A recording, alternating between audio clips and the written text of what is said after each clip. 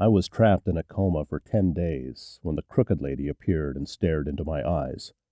Late one night, after my family had been sent home, she staggered alongside my hospital bed, moving the way you'd expect someone with a broken spine and shattered legs to. I could hear her slow, labored inhales and taste the stench of her breath.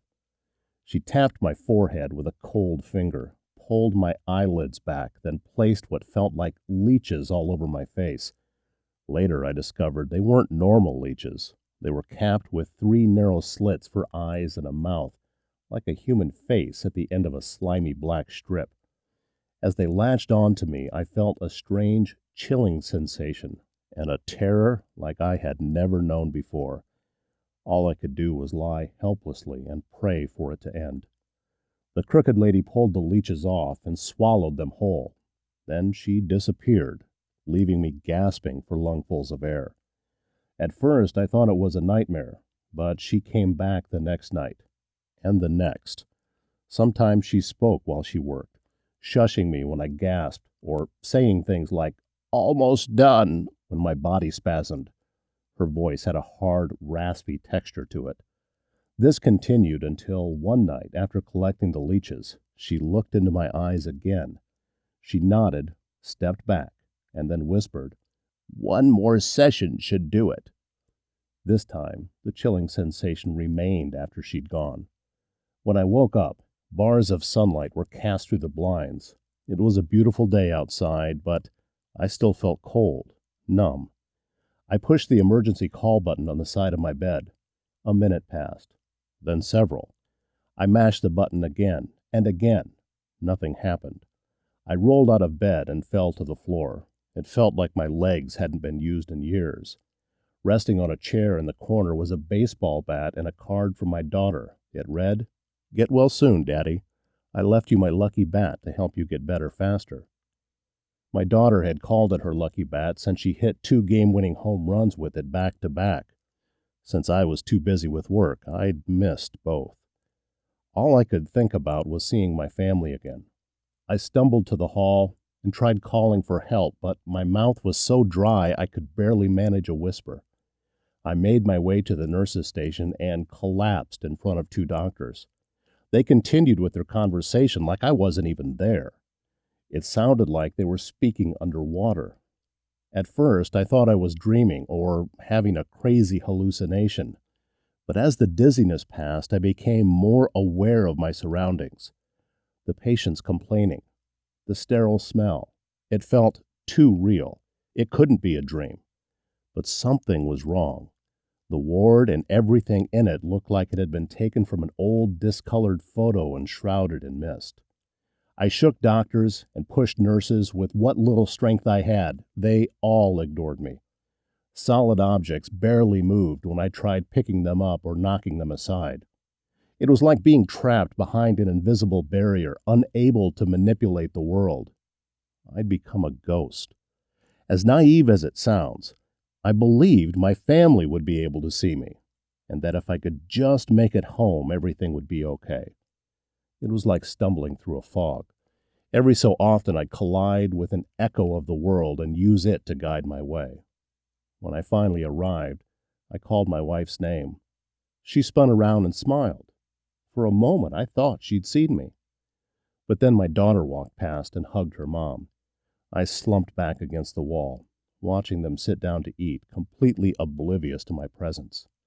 For hours, I tried making them notice me. I held my daughter in my arms and felt the warmth of her breath against my cheek.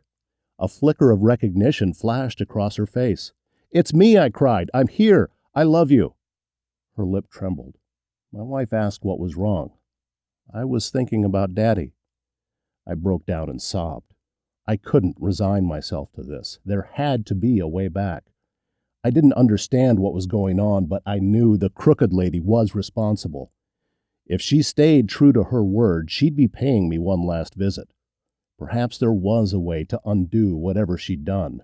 It wasn't a great plan, but it was all I had. I took one last look around the house, memorizing every detail. I kissed my daughter on the forehead and said, "I love you." She shivered as a tear ran down her cheek. I made my way back to the hospital and waited. Hours passed. From the quiet of the hall, I heard the unsteady steps. My throat tightened as they drew closer. I peeked behind the door just in time to see the crooked lady burst forward, knocking me clean across the room. "You weren't supposed to wake up," she groaned. I lay on my back, winded. She reached out to grab me, but I caught her withered wrist with both hands. With the devil's strength, she thrust it towards my neck and touched her fingertips to my throat. Darkness crept to the edge of my vision. I pushed my feet against her chest and kicked with all my strength. She collided with a bedside monitor and fell to the ground. When she stood, I got my first proper look at her. Her torso was misaligned from her legs, and her jaw from the rest of her head. She charged, arms outstretched and elbows facing the wrong way, revealing more bends and twists than any human should ever have. She grabbed my throat and pinned me against the wall. My toes barely scraped the floor. The leeches slithered down her arms and onto my face. One lingered on her hand for a moment and stared. The horrible sensation returned, more intense than ever before, in indescribable pain. I drove my thumbs into the crooked lady's eyes, but my hands started fading away. She smiled at my panicked reaction. In a last desperate effort, I tried to pry her hand off my throat. I touched something slimy. It was a leech. I pulled it off my neck and squeezed as hard as I could. It made a disgusting squelch. The crooked lady wheezed and groaned too. It hurt her. I grabbed another one. She pulled me back and slammed me against the wall, hard. There was a moment of blinding pain as my vision blurred. Then a trickle of blood ran down my forehead. I kept hold of the leech and pinched it between my finger and thumb. Squelch. Her grip loosened. She shrieked in pain, and I was free. I snatched more leeches off my face and crushed them. The crooked lady staggered and whirled around, roaring curses. She flailed her arms, knocking both me and the ventilator clean across the room. The ventilator collided with the chair in the corner and knocked it over. My daughter's bat fell onto my lap. I could touch it. I wiped the blood from my eyes and scrambled to my feet as the crooked lady twisted her head right around to face me. I swung the bat straight into her nose. She hissed and spat. She lurched forward but was too slow. I swung in a downward arc and smashed the crown of her head. I followed her around the room, landing more blows. She made the sound of a cat coughing up a fur ball, then vomited a torrent of sticky black bile. It spewed from her mouth like a fountain. Trapped in it were more leeches. They tried crawling towards me, but were stuck in the black substance, a few threads of which were still hanging out of the crooked lady's mouth. I stomped one. She groaned. I stomped again and again. She writhed and contorted worse than before. Steam rose from her body as she wailed like a banshee. Now I'd returned to normal, and she was the one fading away. There was only one leech left, but nauseous from my injury, I fell onto my back and dropped the bat. A hospital light spun above my head. The crooked lady crawled on top of me and raised a hand to my throat one last time. I fumbled for the last leech and found it and squeezed. The last thing I remember was a nurse running into the room. When I woke up, my family was at my side. After a tearful reunion, a doctor walked in with a furrowed brow. He wanted to know how I'd managed to wake up from a coma, split my head open, and trash the room, all without being noticed. For a moment, I considered telling him about the whole ordeal, but decided against it.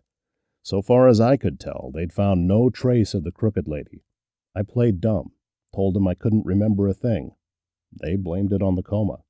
When the nurse said it was time to get some rest, my daughter gave me a big hug. She squeezed so hard I couldn't breathe, but I didn't complain. I thanked her for leaving me her lucky bat, and told her I was sorry for missing her games and promised it would never happen again. As she walked away, I shouted, "I love you!"